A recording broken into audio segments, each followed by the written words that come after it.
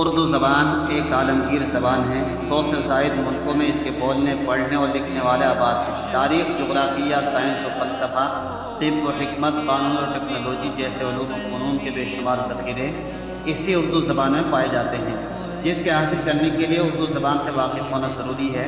اگر آپ بھی ان تمام علوم و فنون کو سمجھنے کے لیے اردو زبان کو اردو گرامر کے ساتھ سیکھنا چاہتے ہیں تو ہمارے یوٹیوب چینل نوشاد پیج کو سبسکرائب کریں اور سیکھیں اردو کو پڑھنے اور پڑھانے کا آسان انداز اور طریقہ تعلیم۔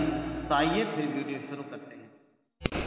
پیارے بچوں، کل آپ نے اضافت اور توصیف کے تعلق سے کچھ باتیں سمجھی تھی کہ اضافت اور توصیف کو کس طریقے سے استعمال کیا جائے گا اور اس کے لکھنے کے کیا اصول ہیں، اور اضافت اور توصیف کے اندر کیا کیا علامتیں لگائی جاتی ہیں۔ جیسے ہم نے بتلایا تھا کہ کسرہ یا مجہول اور حمزہ اضافت اور توصیف کی علامتیں ہیں، اور اس کے کچھ اصول بیان کیے گئے تھے۔ ان اصول کو آپ ریویژن کے طور پر اس سے پہلے ویڈیو میں دیکھ سکتے ہیں، جو لیسن نمبر 22 کے نام سے ویڈیو ڈالی گئی ہے یوٹیوب کے اوپر۔ آج کے سبق میں آپ پڑھیں گے اضافت و توصیف سے جملوں کی مشق، تاکہ اضافت و توصیف کے مزید جملے آنے سے اور مشق ہو جائے اور قواعد مستحضر ہو جائیں۔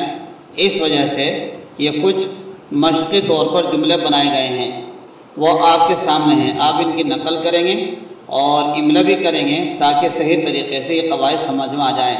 دیکھیے جملہ ہے، قرآن مجید کلام خدا ہے۔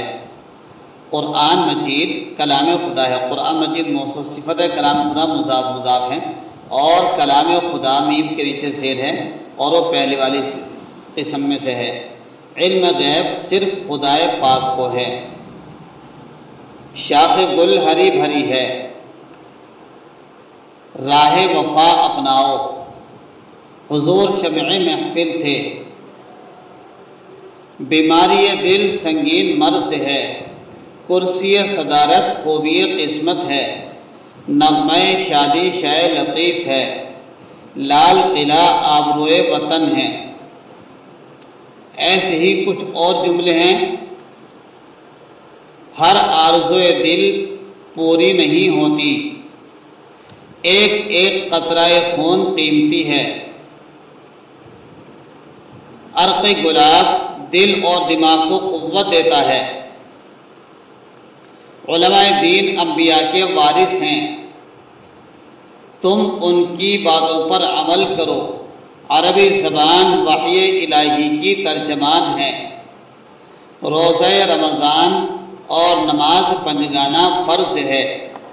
دیکھیے ہر ایک جملے کے اندر جو اضافت و توصیف کی مشق بتائی گئی تھی اس میں کچھ نہ کچھ بتایا گیا ہے، اس لیے آپ اس کی نقل املا کریں گے اور اس کو صحیح طریقے سے سمجھیں گے۔